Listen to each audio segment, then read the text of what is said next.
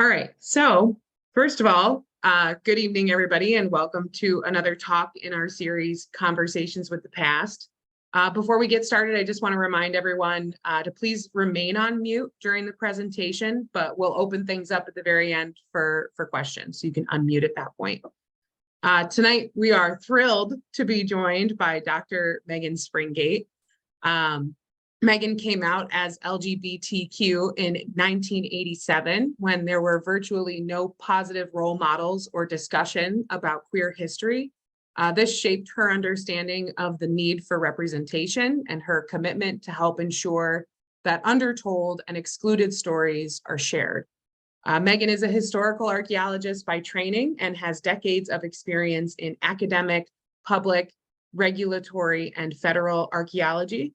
She worked with the National Park Service to edit and compile LGBTQ America, a theme study of lesbian, gay, bisexual, transgender, and queer history, and that was released in 2016. She is currently a postdoctoral associate with the Department of Anthropology at the University of Maryland and shares her home with two felines just outside of Washington, D.C. So without further delay, I'd like to welcome Megan for her talk, LGBTQ plus history is New York State and American history. So Megan, take it away. Thank you, Maureen. I have known Maureen for a while. She actually came and helped me dig privies and such up at Weowaka Center for Women as part of my doctoral research, and she is amazing. So I, so happy that she got in touch with me to give this presentation, and I couldn't be happier to do it. So thank you for that. The cats' names are Jake and Trouble if they make their appearance. Jake is the big fluffy black one. Trouble is the other one. They may show up. I tried to bribe them with food.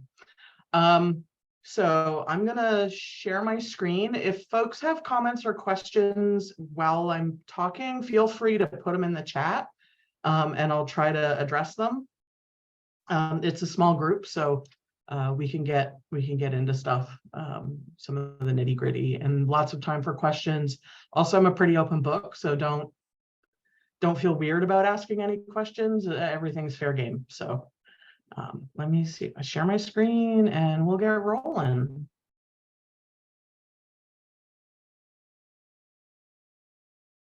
All right. Yes.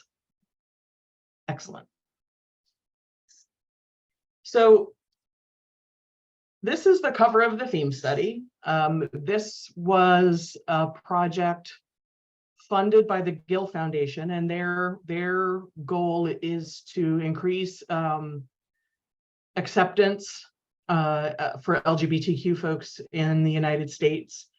And they really saw the connection between history and belonging, right? And I, as a person who came out when I was 16, I know what it means. When you talk about not being, the importance of places and history to identity and belonging, we form our identities in conversation, right, with each other and with the world around us. That's how that works. And when there isn't anything to reflect back about yourself, you can't really make that identity, right? You can't really sort of invented out of cloth. You need that sort of conversation with your society, with your culture, with the world around you. So I really understand on a very personal level how important having a history is, and representation. I mean, representation is critical, and you hear the same conversations talking about African Americans and Asian Americans and in the media and everything else, right? It's so important, and it's so important that there's positive representation. I think my options in 1987 were to come out as a lesbian. I could be crazy, I could be a predator, or I could commit suicide. I think those were as far as the media was concerned, those were like my options, and that didn't sit right. I remember realizing that I was gay, and then very quickly afterwards, being like, oh, those were crushes. Okay. Like all of a sudden, everything kind of clicked and made sense. And that feeling of kind of not really understanding what was going on, like people were dating boys, and I was like, I do not understand what is happening. Like you're all weird and giddy, and I don't get it. And then, right, as soon as that piece fell into place, a lot started to make sense. So that connection between the past and having a history, and this idea of belonging, not just representation, but also like really belonging in a society, is crucial. So they funded this project through the Park Service, and through a series of coincidences, I was asked to edit it. I was working on my PhD at the time, and so I was like, I gotta do my dissertation. I couldn't. And then after a while, I realized I was being an idiot, and that this was a once in a lifetime opportunity, and I would be like a dork to not say yes. And I said yes, and it was amazing. What an amazing project. We did this. It's 1,200 pages. We designed it to be accessible and interesting and useful to a bunch of different kinds of publics. So not just historic preservation professionals, which is sort of the usual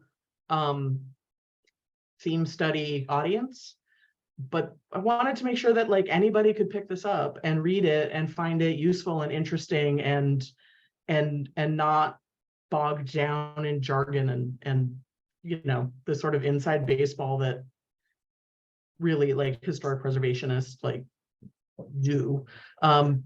So it is useful for historic preservation.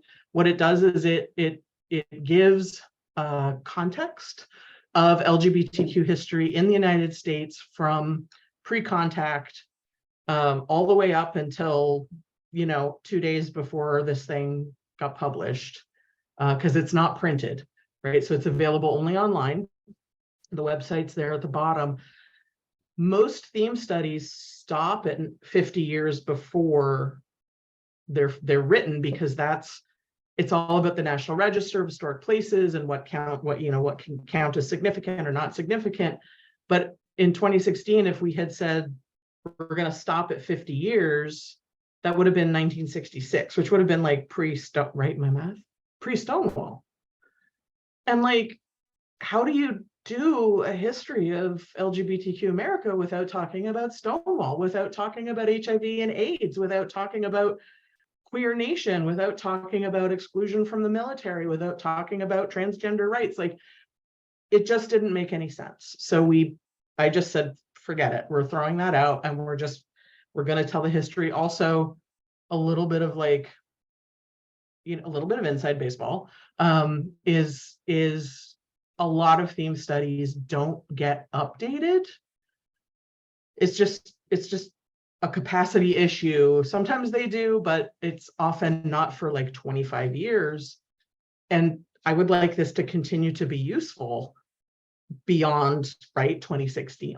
Like that context had to be expanded. I walked into this with the idea that we were going to do this chronological sort of, theme study thing, where we're going to go like pre-Stonewall, Stonewall to HIV, HIV to activism, and then like that would be it. And we had a scholars roundtable, and the lower right are some of the scholars who came to DC, and we had like a really intense and amazing day. That chronology died really fast, because that is a white cisgendered male urban middle class gay history. That is not an American, like that's just a slice of American history, right? All these histories that come together, and right, And so instead of that chronology, we did it thematically, took a real sort of intersectional approach. And sort of intersectionality is that idea that we're all made up of different identities that inform and influence each other. So if you are an African-American man who has sex with men, your experience is going to be very different than a white middle-class man who lives in the city. It is going to be very different from a Latino who lives in California. It's going to be right.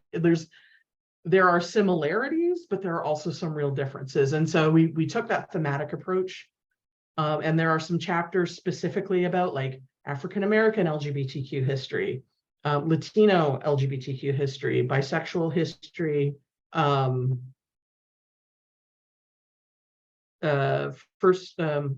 First Nations, Indigenous, and Two-Spirit, and Asian American as well, to sort of give that context for those particular strands through these connected histories. And then we went into some thematic things, right? And I insisted to the authors, you have to be intersectional. You cannot just give me like the urban white dude's gay history of whatever. You can't, right? So the things that I really insisted, and I let people have their own voice, and it's not just historians. There's geographers and archaeologists and community activists and historians and public historians. So it's also a little different from theme studies in that way. But I said, look, you've got to include place, right? The National Register program is all about place. And I don't mean San Francisco. I mean 1212 Smith Street, San Francisco, right? Like, I need to be able to take the theme study and march myself to a specific place where this happened. And the historic preservation folks and the geographers were like, well, of course, right? And the historians were like, I don't understand. So there was a little bit of hand-holding. And so I insisted it had to be about place, and it also had to be intersectional. You had to like include these other stories. And I think I was finally told to stop adding things, because we'd have these community meetings and people would be like, well, what about this? And I'd be like, oh my God, you're right, we've got to include that. So it is not complete. It is not a complete volume at all at 1,200 pages, but it does sort of set the stage and give some case studies about how to approach doing this work. So we've got like LGBTQ in law, LGBTQ in health, LGBTQ in civil rights.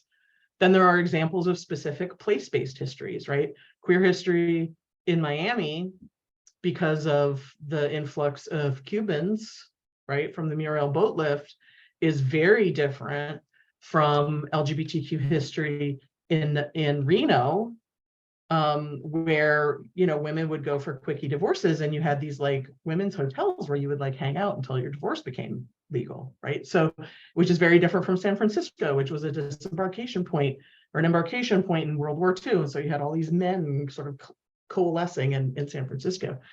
And so there's these geographic histories also affect individuals, but they all come together. And that's one of the things that I really love about doing history, and I really love about doing this expansive history. Other people call it inclusive history, but that still kind of implies that there's a gatekeeper that's like deciding who gets included and who doesn't get let in. But I love this expansive history. And I know people don't like it for the same reason, right? It's messy. It is people doing people things, and it's messy, and it's confusing, and to me it's interesting. Like, you get into these conflicts and people doing, like, to me that's where it really, like I understand if you're writing a textbook, a nice tidy beginning, middle, and end is like what you're looking for. But I think that there's a responsibility to really tell these expansive histories, because it gives it's better history, right? it's a better story. It's more realistic about what's going on. Oh, one more thing. So you can get the theme study online. There is also something called the Pride Guide, which is a companion piece to this. You can get it through the same website on the Park Service. It gives a one-page summary of each chapter. And then there are some sort of interactive questions that you can use. And it's not about, how would you feel going into a gay bar? Because they aren't questions about being queer. They're questions on these broader themes about belonging and history and family and not prejudice, right? And so they are questions that anybody can engage with and have a really nice sort of conversation about that. So please have a look at that. So one of the things that I found when I started this project was that the Park Service already had some LGBTQ history up on their website, including a piece about Castle Williams, which is in Governor's Island. And Henry Gerber started the first gay rights organization in the United States, and it was specifically a gay rights organization. It didn't include bisexuals. It certainly didn't include women. But he and some others started it in 1924.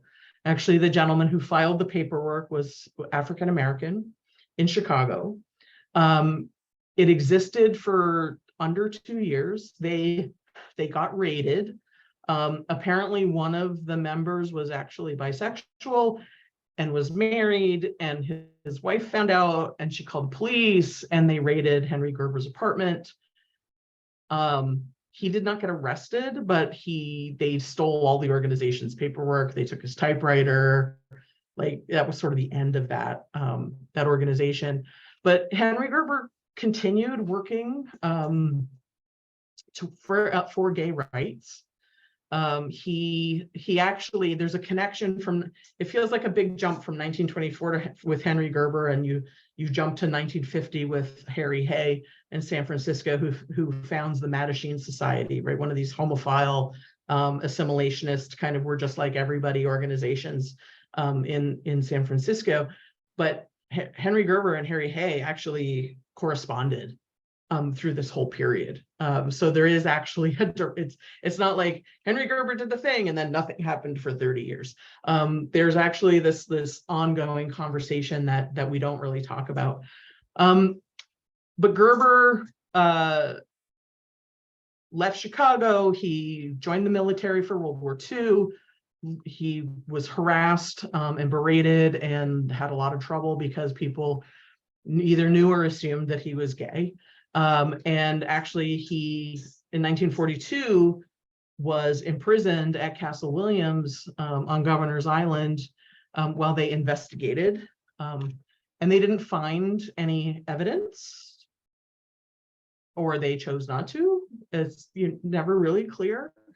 And actually, he was discharged with an honorable discharge in 1924. And of course, later, when you get into the Lavender Scare in the 50s and 60s, you get, dishonorable discharges are really hard, because when you are a veteran with a dishonorable discharge, you are not eligible for any of the benefits that accrue to a military member. So it was a big deal to get discharged, under Don't Ask, Don't Tell, or beforehand with these dishonorable discharges is really problematic. And there is an organization, I can't remember the name off the top of my head, who is working to help folks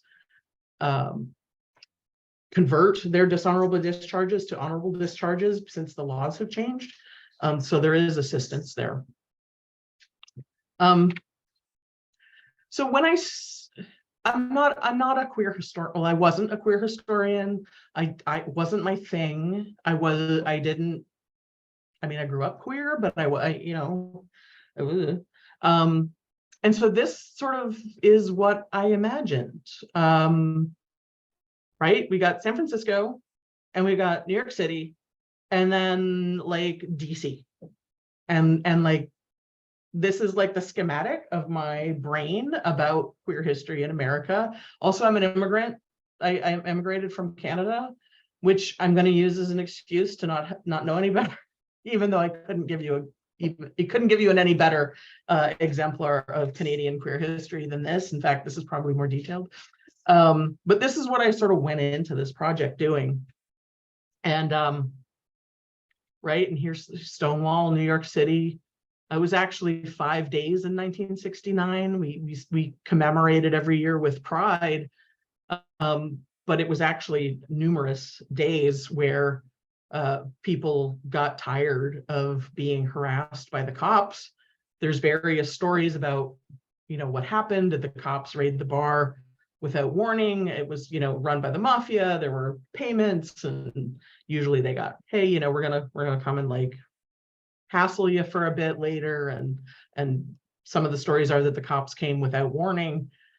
But the folks in Greenwich Village had just had enough, and they fought back. And if you read some of the stories from Stonewall, the cops were terrified. They were in the bar and the riots started, and the cops thought that they were gonna, right, that they were in great physical danger. This could have been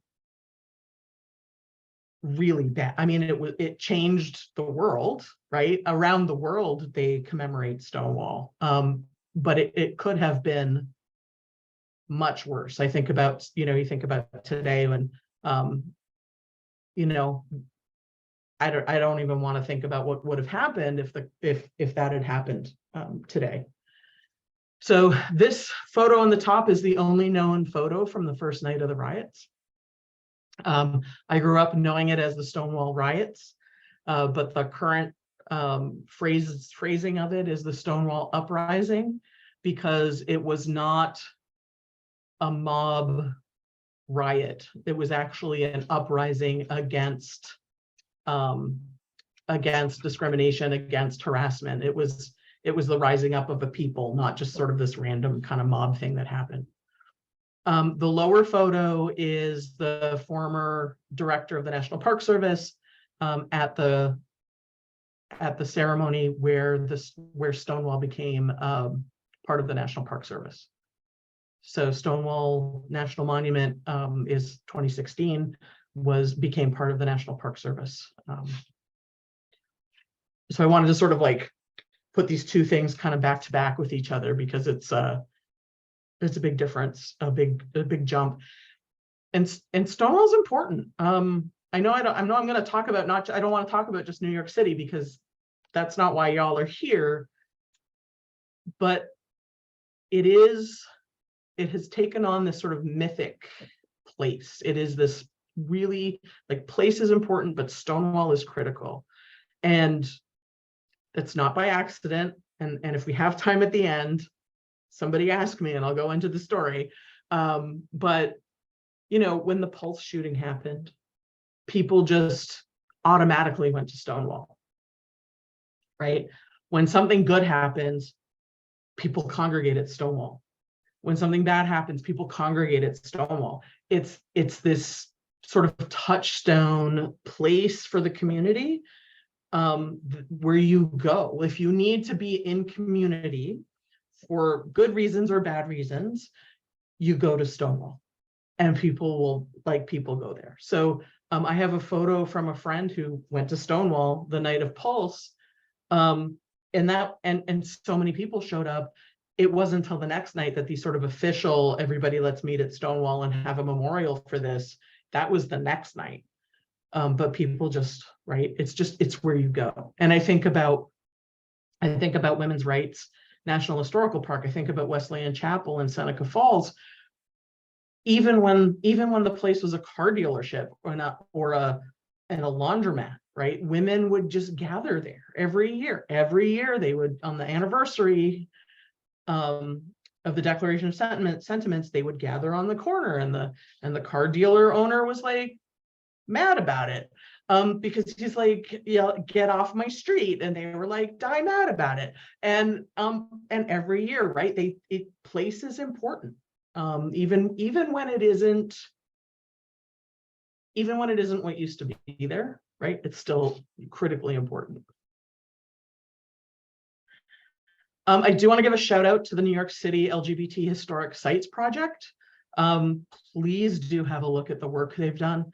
It is phenomenal work. They have done a lot of this work. They've gotten some donations and stuff, but they've done a lot of this work through the Underrepresented Communities grants, through the National Park Service. And I don't know how many folks here are involved in cultural heritage or historic preservation, but the grants calls go out every year. They don't define what underrepresented is.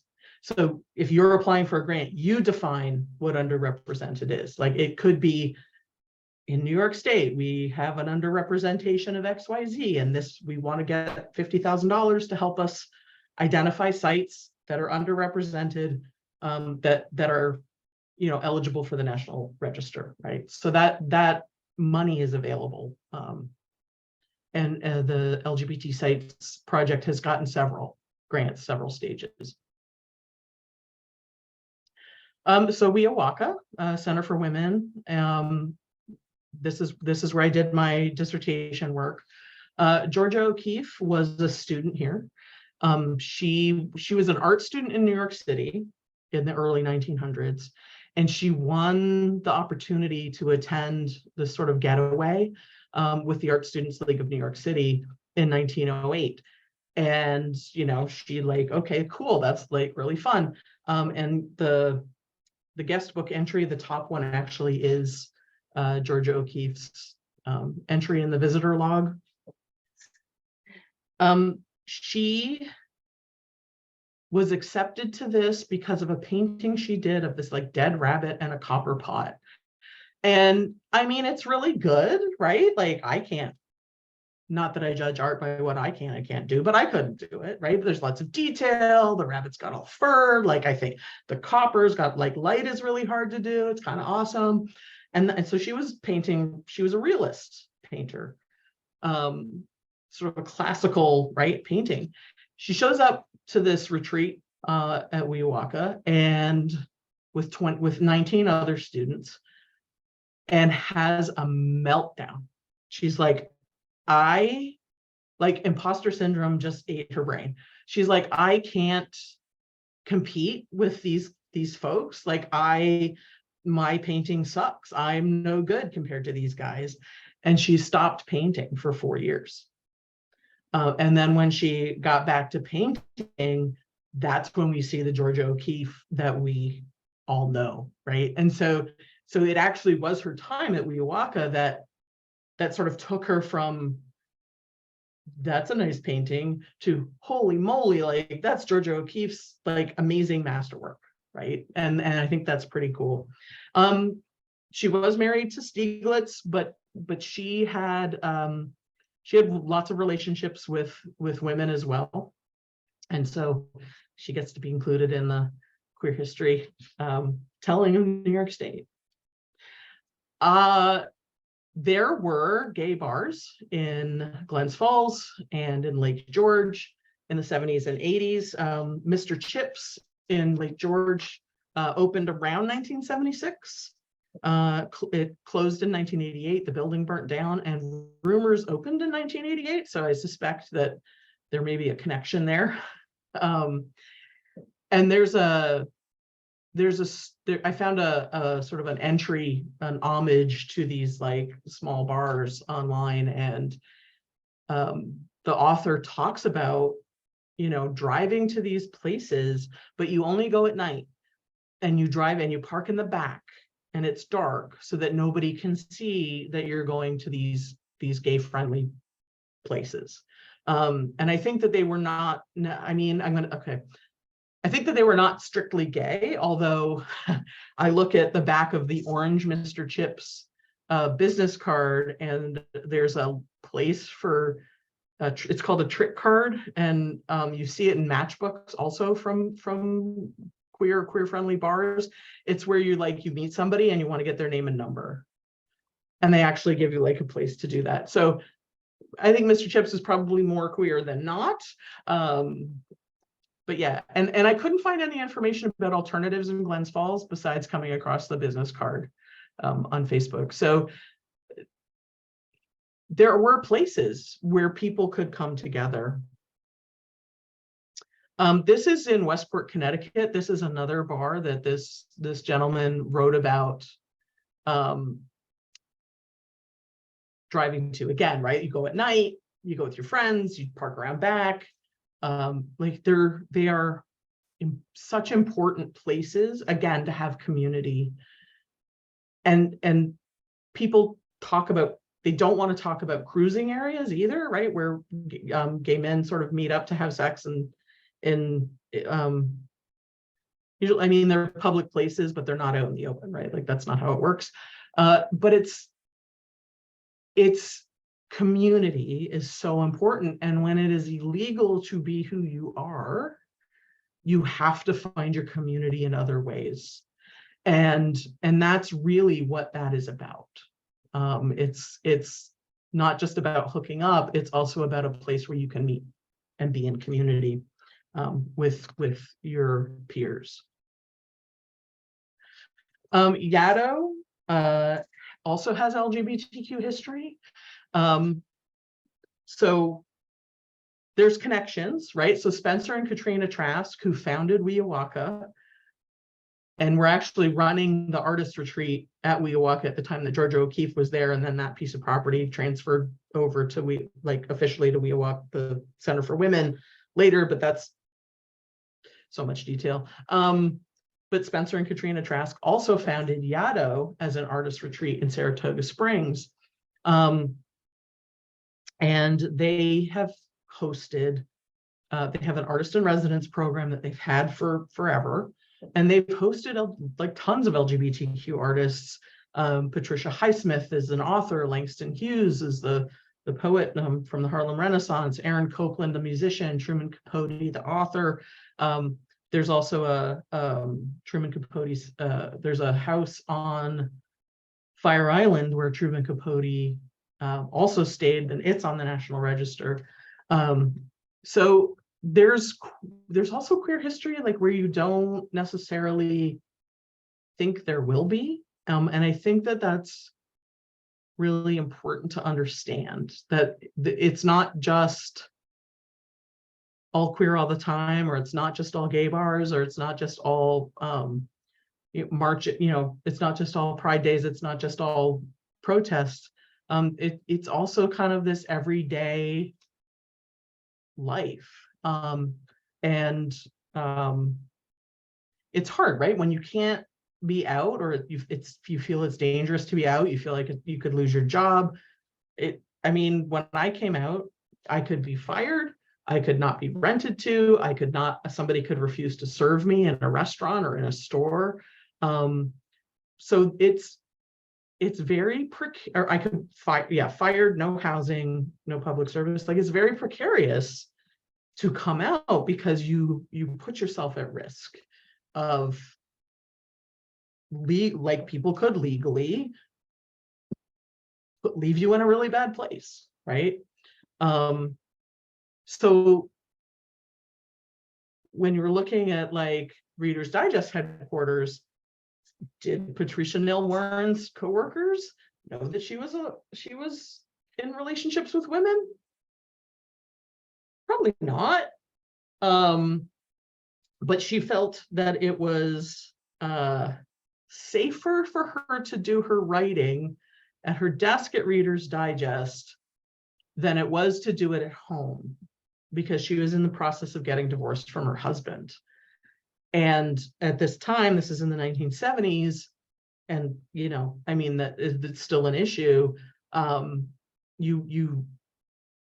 She risked her kid, like losing her kids, right? Like a judge could say, your husband might be an alcoholic or abusive, but you're a lesbian or bisexual, and therefore you are a risk to your children, and so you're like, you may never see them again. And so that's another reason to sort of keep your head down and keep secret. The Front Runner is a novel about a runner and her coach. And it is the first positive portrayal of gay life to reach #1 on the New York Times bestseller list. So it's kind of a big deal, right? I mean, we're like 5 years after Stonewall. So this is 1974. She actually worked on the condensed book editorial staff. So if you have Reader's Digest condensed books floating around, or you see them on your travels, you can think about Patricia Nell Warren and the Frontrunner. So this is Dr. Mary Edwards Walker, born in Oswego. Her whole life, gender nonconforming, right? She got her medical degree at Syracuse Medical College. She married one of her co-students, Albert Miller, but she was like, I didn't say obey. I didn't change my name. She wore pants at her wedding. She just was like, these are the clothes I want to wear, right? And she said, these aren't men's clothes, these are my clothes. And of course, she got all kinds of grief about it. She'd get arrested. She got arrested. She got thrown into a Civil War prison in Virginia, where she actually became disabled and ended up getting a pension. She volunteered as a surgeon in the Civil War. They said no at first because women don't do that. And eventually she volunteered, and eventually they were like, okay.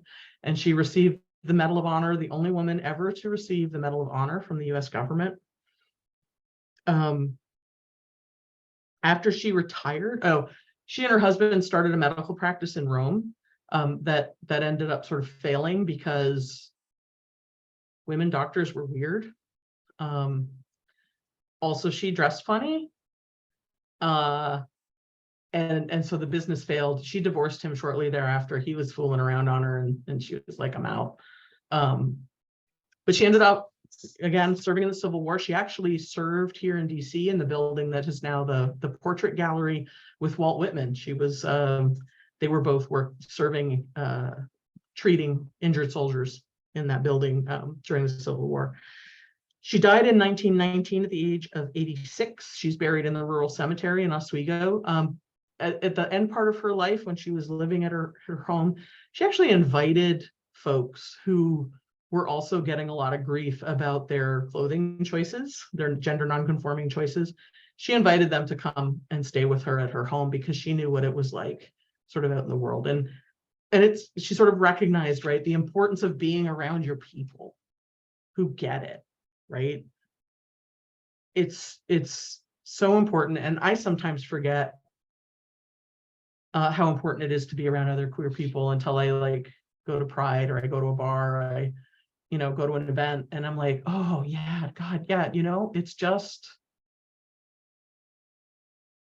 if you don't belong to, if you don't have an identity that is marginalized, or you have to mask or whatever, it's hard to explain how amazing it is just to be around folks where you don't have to hide parts of your life. You don't have to explain stuff. You can, crack a very specifically referenced joke and people will get it. Like it's really critical.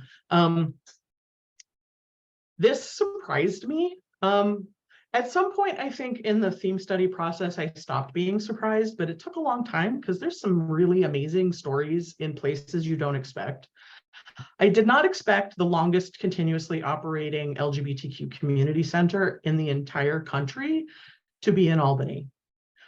No shade to Albany, right? But I would have expected New York City or San Francisco, like some big, again, no shade to Albany, some big metropolis, right? On, somewhere on the coast. So yeah, this was really cool to find, and they have been continuously operating since 1970, which is like, they're older than me by a year. which is cool. I was teaching once and we were talking about, this is an aside, we were talking about this Tuskegee syphilis study, and I was like, that's recent history. It didn't happen that long ago. It only stopped in 1973 or 1974. And my students were all like, that was like forever ago. And I was like, if it happened in my lifetime, it was recent. So this is older than me. So Ithaca College also has a queer history. 1972, the Quakers had their Friends General Conference at Ithaca College, and they issued the Ithaca Statement on Bisexuality. I apologize for the quality of that article. I finding it is really hard. But this may have been the first public declaration of the bisexual movement, and was almost certainly the first public declaration of bisexual recognition by a religious organization. Let's see, the gentleman who organized the meeting, the meeting where the statement on bisexuality was written, was his name was Robert Martin, but he went by Stephen Donaldson, and he said that over 100 people showed up, and they had like this great conversation. They published this statement on bisexuality, and just sort of not coincidentally, Stephen Donaldson also founded the Student Homophile League at Columbia University in 1966, which was 3 years before Stonewall. And his bisexuality gets erased all the time, right? They're like, this guy, the first guy to start do this thing or that thing was like, Stephen Donaldson, and he's this gay man. And it's like, no, he was bisexual. And he was very open about it. Like, it's no secret that he was bisexual. It is bisexual erasure to not acknowledge that. And that is problematic. So Ithaca Commons, since we're in Ithaca College, Firebrand Books was founded before 1985, but they moved into the Ithaca Commons art office in 1985, and they were there till 1984, and they moved out to the Midwest in Michigan in 94. But they published a lot of early feminist and lesbian books, right? Fiction, nonfiction, poetry, all the things. They also published Stone Butch Blues by Leslie Feinberg, which is a fictional, but not entirely fictional. It's like semi-autobiographical-ish book that talks about being. Leslie Feinberg defined transgender as anybody who sort of violates these gender norms, right? So under Leslie's definition, Dr. Walker would have been considered transgender, even though Dr. Walker never considered herself male, right? They were just her clothes. It just made sense to wear things that you could move in, and do stuff in, and made her comfortable. And I include Mary Walker under sort of the rubric of queer. Like I use a similar definition of queer as Leslie Feinberg uses as transgender, right? Queer is different, right? It's Dr. Walker dressed differently and ran into all kinds of prejudice because of that, right? So she may not have identified as transgender, but she certainly queered or made different sort of what these gender expectations were around being a woman at that time period. And also understood that you see her inviting these folks to come and stay with her at her home, and she understood that as like it wasn't just her. There was this sort of, there were these people who lived differently, their lives differently, and then invited them to stay. This book, published in 1993, won all kinds of awards. It's really quite phenomenal. And you can download a free copy of Stone Butch Blues at transgenderwarrior.org. Leslie's widow, Minnie Bruce Pratt, continues to make the book available. Leslie used different pronouns depending on context. So she said you could use she because that was just easier out in public. If you were in a situation where being he made sense, then he worked. It was all about the person's intent, right? If they were intending to be respectful, it was fine. If they were intending to be a jerk, then there was a problem, right? So, and so that's sort of my super fast look at some places in New York State and sort of in your backyard where there is this LGBTQ history and there is this important history. Some of it's really important history because it's LGBTQ. Some of it's important history because of other parts of those people's lives. Some of it's that sort of everyday, right? Every person history that I really enjoy in archaeology. That the everyday, right? It's just people living their lives. So yeah. So if you have any questions, let me see where we're at. Fine, perfect. Good. Yeah, perfect on time. If you, Megan, if you want to stop sharing your screen and then we can see everybody. And perfect. I can start us off with a question. I don't know if this is something that exists, but it's something that I was thinking about while you were talking. Is there a place, like, I know GIS is capable of being like a database of locations. Is there a database that tells you locations of historic sites, actual places where queer history is either the primary history that's spoken about or it's represented there? Is there like a collection of those places? There are a bunch of collections of those places. So the NYC, the New York City LGBT sites, is doing it in New York City. But Jack Giesking, who wrote the one of the chapters in the theme study and who I've remained friends with, they're a geographer. And they actually published this amazing book about lesbian history in, and I forget the borough, but they have also pulled all of this information together about locations and have mapped it in GIS. There are over 3,000 places just mentioned in the theme study. So trying to it is way more of a massive task than you think it will be, which is both amazing because it means that queer history is so deep and so rich across the country.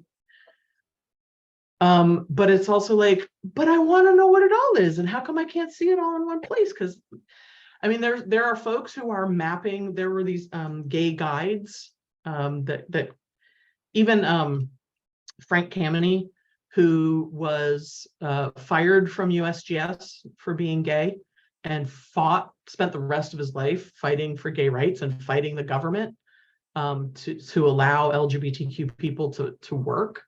This was sort of right in the middle of the Red Scare and the Lavender Scare, right? It's like, well, if you were queer and working for the government, then the Russians could blackmail you, and so therefore you can't work in the government, as opposed to, well, we're not going to care, and so they can't blackmail you. They went the other way. But he kept notes. There are notebooks that the Smithsonian has that have been transcribed where he kept, like, in Chicago, here are the queer places, and here's where to cruise, and here are the bars, and oh, don't go to this place. Here's, like, you can go here and have a nice drink. Don't go here because it's rough trade. Like, he's got these notebooks that he kept in his travels, right? And people would also print flyers, but they were like those, you see those spy movies, and they're like, we read this thing and then you have to burn it. Because if you were caught with the list if you were caught only holding that list, you could go to jail because you were gay. And so there's this kind of underground, right, listing of places. And then as it becomes more acceptable, particularly after Stonewall, but even before, right, you could read the like USA Confidential was published in 1952, and it's like, oh, all these terrible places where all these terrible things happen. And like, I guarantee you that like queer people are like, oh, really? Where's that? Right. But then these gay guides come out, and it's literally like they are published, and you can buy them and you order them, and they still publish them. And there are people who are working to map those places. But even then, they made a choice. They were only going to map bars. And so they're not going to map the bookstores. They're not going to map the newspapers. They're not going to, right? But not going to map the hotels because, you know, pick something. You can't do all of it. So you pick a lane.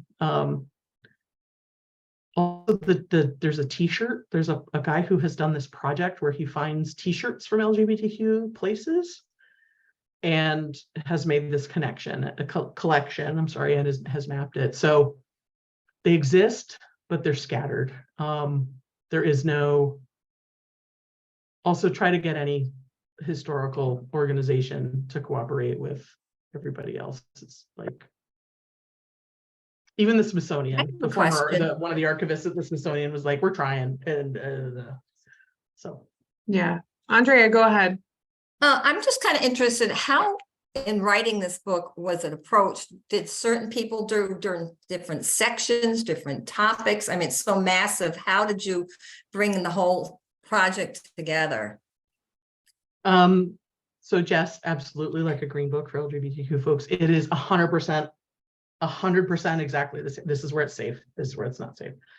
So the project, every chapter has an author. I authored a couple chapters. I essentially did the email version of cold calling. People who I started with folks I knew, and then just asked, well, you know, can you do it, or do you know somebody?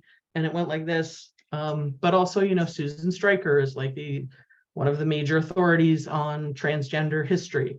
And I cold emailed her and said, hey, I'm doing this with the Park Service. This is the thing. It was the first time in the history of the world that a federal government worked to document its LGBTQ history, right? In the UK was hot on our heels, but we were first.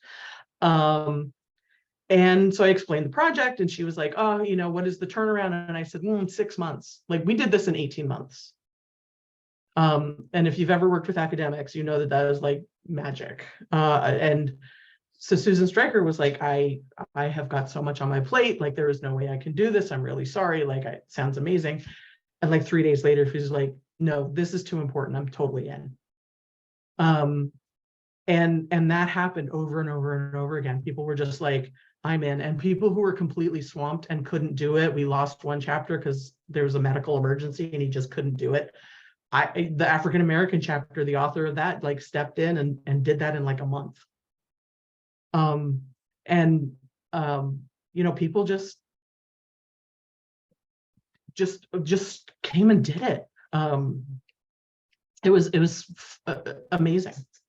I mean, it's the first time where you see like the Asian American chapter. That's the first time that Asian American LGBTQ history has been pulled together in one place. And her chapter, or their chapter, has gone on to be published in Japanese, Korean, can't remember, but it's been translated. And so it really was a big deal. But mostly I wrangled. I wrote a couple chapters. I wrote a archaeological context about how can archaeology help us talk about queer stuff. But I also wanted it to be more interesting than, did a gay person live here or did a straight person live here? Because it's a question, it's a legitimate question, but it's kind of a boring question. But talked about how can we use archaeology or archaeological, right, research to talk about belonging, to talk about this sort of idea of in African-American, in archaeology, they talk about the double consciousness, right? Where you live in a Black world until you leave your house and now you're in a Black person in a white world, right? So how we can take those similar ideas about when you are in your home, you are a queer person. And when you leave your home, so if you are in the closet, you are no longer presenting as a queer person. And how does that show up materially? And families and life cycles, there's all these gender, and there's all these really interesting questions that studying queer archaeology can answer. But yeah, people just stepped up and did it. Oh, volume 2 is not an update. Volume 2 is just the other 600 pages. I couldn't get it into one PDF. If you print it out, it barely fits into a 4-inch binder. But that's pretty, so this is kind of like a foundational text for publications on queer places and histories and things like that. People are using it. People are teaching with it. People are like historic preservationists are using it. People writing National Register nominations are using it to put these places into context. But I think that's awesome. I think one of the best responses, I think it was Tumblr. Is Tumblr the one where you just like do little hearts and they all like line up underneath? I don't know. Anyway, some social media site, which may or may not still exist, I have no idea. Some kid Googled queer and Miami just for like whatever, and found the chapter on Miami and found the theme study and posted like, oh my God, you guys, the Park Service did this thing, and like 7,200 likes. And I was like, that, right? Like to find a history is, and people are like, well, we don't really need it anymore because like being queer is fine, and you know, we don't need the neighborhoods anymore because you can be like queer anywhere. And I'm like, no, people are still getting kicked out of the house by their family, right? There's still the prejudice still exists, and it's really easy to pretend it doesn't. I think especially if you're not a white dude, a middle-class white dude for sure, there's still, right? Like my mom tells me all the time, she's like, I worry about you. She's afraid that I'm going to get targeted because I don't present female. I mean, honestly, it's getting a little easier because I'm getting older, and apparently older women are allowed to like look like have the short hair and whatever. So I'm like, right? Tell me it's a lie. So I feel a little safer. And I mean, if I don't necessarily wear the jacket. Jess, there is a historic context for Kentucky. There is an LGBTQ context for Kentucky, paid for using the underrepresented communities grants. That's awesome. You can find it on the Park Service website. Have you been able to kind of track like the impact of this, like how many downloads and things like that? Yes, but also no. So it was published in 2016. There was a rush to get it done because we knew that there was going to be a change in administration, or that there could be a change in administration. And we also knew that it didn't matter which way there was going to be a change in administration. We didn't know which way it was going to go. It kind of didn't matter because it doesn't matter who gets in. People decide that they want to go one way or go another way. And then you get like new secretaries of interior and new directors of the Park Service who may or may not have feelings about that, like whatever the thing. And right. So we needed to make sure that it went out before the election. And I know that a lot of people downloaded it. I know that it's posted on other websites. So there is no way to track just it. I've also been out of the Park Service firewall. I've just got back in behind the firewall last week. So I haven't been able to look at the analytics and see, but it is It is downloaded a lot. And I have kept an eye on the National Register nominations that have come out of it. One of the cool things is a lot of National Register nominations are now available on the National Archives website, and they are full text searchable, which is super fun. And I found all kinds of nominations. They weren't nominated for queer history, but they certainly included it. There's a whole discussion of one of the YMCA's about the design of the building, which was to keep the youth and the adults separate, because they knew that YMCA's were a place where men could go to meet men. And so they designed the building to keep those populations apart. There's a nomination for a hotel in Oregon that goes into great detail about the bathhouse that was in the basement. It exists, but I've also been tracking, what happens. Not that long ago, the home of a drag queen, Darcel the 15th, 14th, was listed on the National Register, which made me very happy. Very cool. Another bar on South Street. Ooh, you remember Rumors? Who remembers Rumors? Tisha, where are you? Please say more.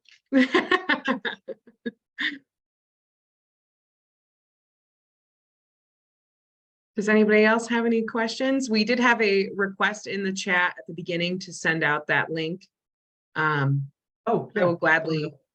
I can gladly do that, unless it's easy for you to just copy and paste into the chat. Yep. Can do.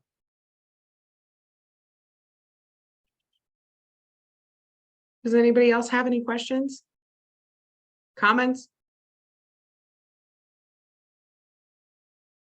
Yes, a round of applause. Megan, thank you so much.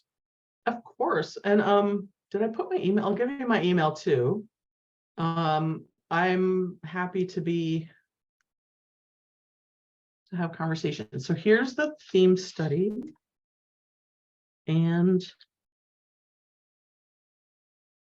my email, just super difficult to remember.